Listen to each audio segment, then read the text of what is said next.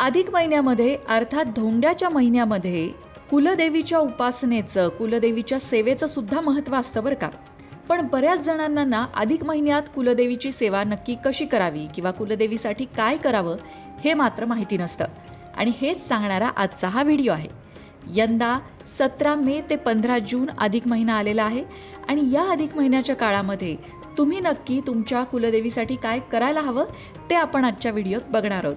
कुलदेवता ही त्या संपूर्ण कुटुंबाची खरं तर आई असते आणि म्हणूनच तिची सेवा वेळच्या वेळी होणं, तिची उपासना वेळच्या वेळी होणं आवश्यक असतं. मित्रांनो, अधिक महिन्यात आपल्या कुलदेवीसाठी आपण काय करावं ते तर आपण बघणारच आहोत. पण त्याआधी ज्यांना त्यांची कुलदेवताच माहिती नाहीये त्यांनी काय करावं याचा एक सेपरेट व्हिडिओ आपल्या लोकमत भक्ती चॅनलवर आहे. त्याची लिंक तुम्हाला डिस्क्रिप्शन बॉक्समध्ये देत आहोत. त्यामध्ये कुलदेवता ज्यांना माहिती नाही आहे त्यांनी कुठले उपाय करावेत जेणेकरून त्यांना कुलदेवता माहीत होईल या संदर्भात मार्गदर्शन करण्यात आले. ते व्हिडिओ नक्की बघा. आजच्या व्हिडिओत बोलणार आहोत अधिक महिन्याबद्दल. मित्रांनो, प्रत्येक घराची एक कुलदेवता असते. त्या कुलदेवतेचं वर्षातनं एकदा तरी आपण दर्शन घ्यावं.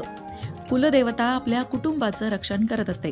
आपल्या कुटुंबात आपल्या कुळावर येणाऱ्या प्रत्येक संकटातून कुलदेवताच आपल्याला बाहेर काढत असते. पण त्यासाठी आपल्याकडनं कुलदेवतेची व्यवस्थित सेवा मात्र व्हायला हवी. कुलदेवतेची सेवा अनेक वेगवेगळ्या प्रकारे केली जाते. नवरात्रात सुद्धा आपण आपल्या कुलदेवतेची ओटी भरतो, तिची सेवा करतच असतो.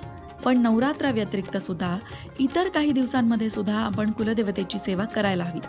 अधिक महिना सुद्धा असाच पवित्र महिना आहे. हा साधनेचा, उपासनेचा महिना आहे.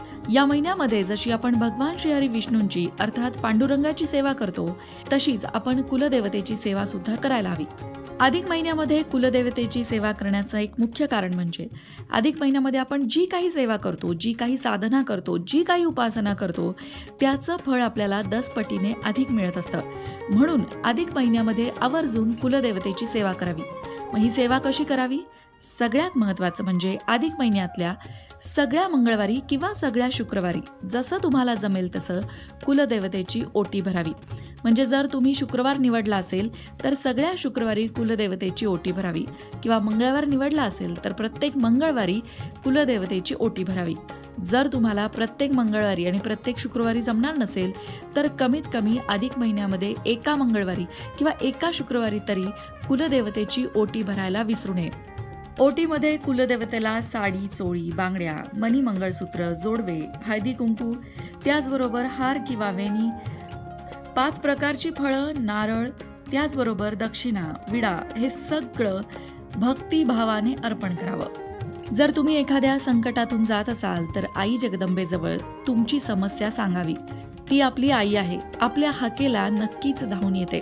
अधिक महिन्यामध्ये कुलदेवतेची जी सेवा करायची आहे त्याच्यात ओटी भरणं हा एक भाग झाला. पण या व्यतिरिक्त तुम्ही कुलदेवतेच्या मंत्राचा जप सुद्धा करू शकता. मंगळवार निवडा किंवा शुक्रवार निवडा अधिक महिन्यामधला आणि तुमच्या कुलदेवतेचा जप करा. किंवा तुम्ही काही स्तोत्र म्हणू शकता. स्तोत्र कोणती म्हणायची? श्री सूक्त म्हणू शकता, महालक्ष्मी अष्टक म्हणू शकता किंवा देवी महात्म्य वाचू शकता. यापैकी कुठलंही स्तोत्र निवडा आणि अधिक महिन्यातल्या शुक्रवारी किंवा मंगळवारी नित्यनियमाने म्हणा. लक्षात ठेवा, कुलदेवतेची जेव्हा आपण अशी सेवा करतो तेव्हा जेव्हा केव्हा आपल्यावर संकट येतं तेव्हा आपण तिला हाक मारताच ती आपल्या मदतीला धावून येते. आपल्याला मनःशांती मिळते, आपल्या कुटुंबातली आजारपणं दूर होतात, आपल्या कुटुंबात आर्थिक चणचण असेल तर ती दूर होते. कुलदेवता आपली सगळ्या बाजूनी रक्षा करते. आता इथे अनेकांचा प्रश्न असेल, आम्हाला आमची कुलदेवताच माहीत नाही तर आम्ही काय करावं? कुलदेवता जरी माहीत नसली तरी तुमच्या घरामध्ये ज्या कुठल्या देवीचा फोटो तुम्ही ठेवला असेल, मग महालक्ष्मी असेल, रेणुका माता असेल, ज्या देवीचा फोटो किंवा मूर्ती तुम्ही ठेवली असेल तिच्या पुढे तुम्ही ओटी भरू शकता आणि तिच्याकडे प्रार्थना करू शकता की तुम्हाला तुमची कुलदेवता लवकरात लवकर कळू दे. आणि स्तोत्र मंत्र सुद्धा म्हणू शकता. तुमची सेवा निश्चितच आई जगदंबेपर्यंत पोहोचेल. आई जगदंबेचा उदो उदो. मंडळी, वास्तुशास्त्र, ज्योतिषशास्त्र, अंकशास्त्र यासारख्या विषयांवर तुमच्या मनात काही शंका असतील तर त्या कमेंट बॉक्समध्ये नक्की विचारा. तुमच्या प्रश्नांची उत्तरं घेऊन येण्याचा प्रयत्न आम्ही नक्कीच करू. त्याचबरोबर आणखीन कोणत्या विषयांवरचे व्हिडिओ तुम्हाला ऐकायला आवडतील ते सुद्धा कमेंट करून सांगा. म्हणजे तुम्हाला हव्या असणाऱ्या विषयांवर सुद्धा व्हिडिओ घेऊन आम्ही येऊ.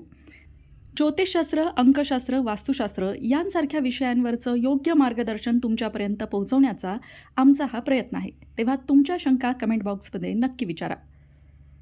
अशाच प्रकारच्या माहितीपूर्ण व्हिडिओंसाठी लोकमत भक्ती चॅनलला सबस्क्राईब करा आणि बेल आयकॉनवर सुद्धा क्लिक करा, म्हणजे आमच्या नवनवीन व्हिडिओंचं नोटिफिकेशन तुम्हाला मिळत राहील. तसंच योग्य आध्यात्मिक मार्गदर्शनासाठी लोकमत भक्तीच्या फेसबुक पेजला फॉलो करायला विसरू नका.